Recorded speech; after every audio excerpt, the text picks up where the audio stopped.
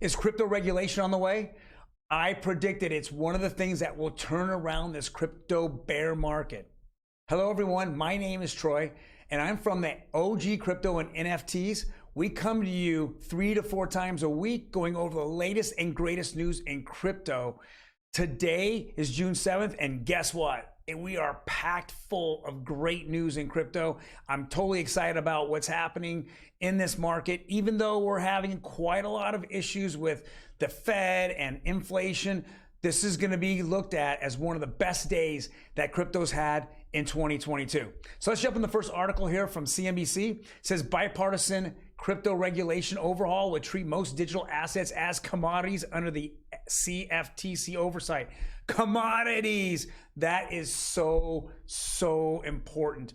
We do not want to be a security, we want to be a commodity. And it's so exciting to see this. We need to have the clarity, the regulation clarity out there so we can see this digital asset class explode. And this is the first step towards it. Senator Cynthia Lummis and Christian Gillibrand put together a bill which will be introduced into Congress. It's actually out there, it's floating around and people are reading it, they're looking at it. There's all different types of things happening with it. Obviously Bitcoin is in it and the altcoins are in it.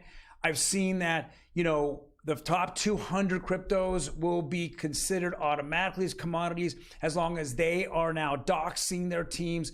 They have to be a lot more transparent, who actually is on their boards and who is in their members, their higher members in their organizations, as well as we want to know when they're going to release those tokens to the investor releases. We want all that up front. We want the clarity. And in this bill, I see it.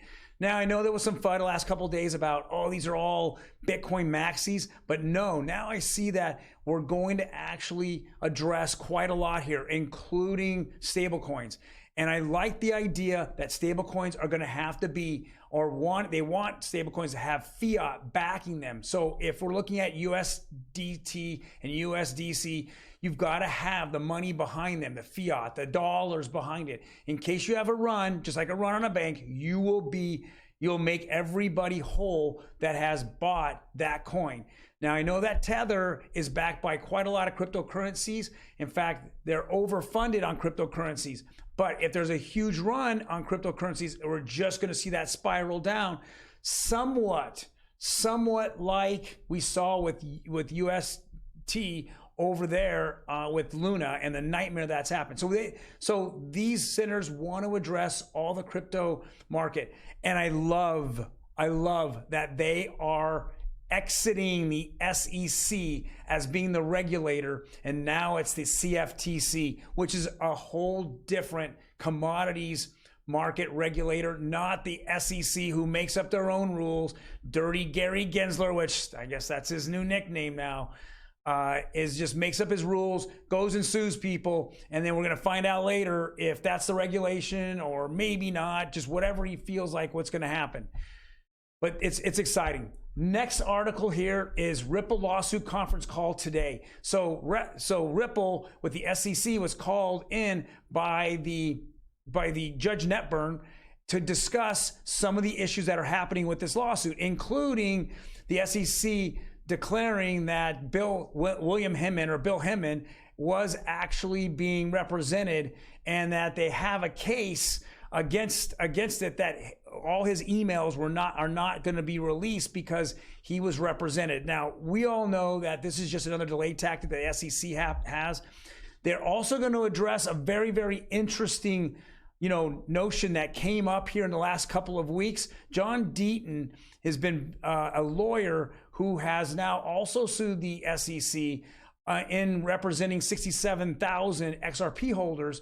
He has come up and said, and refuted some of the facts that John Duty, who was being hired by the SEC to go over what XRP is to Ripple, was people using XRP and the price of XRP was going up and down because of what Ripple was announcing and the sales of Ripple.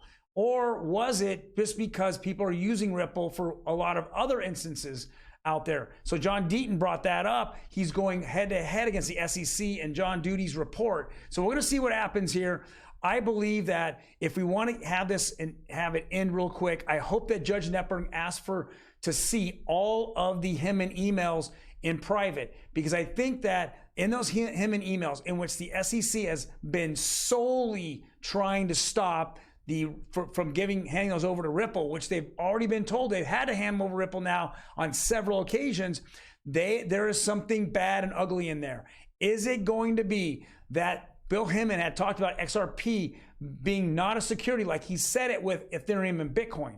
We think that might be in there. Or is there a lot of criminal activity that's going on by Bill Hinman that they don't want to get out because it'll give the SEC a black eye because they did not scold him and they did not regulate him from the things that he said with his old law firm that had ties to some of the Ethereum people?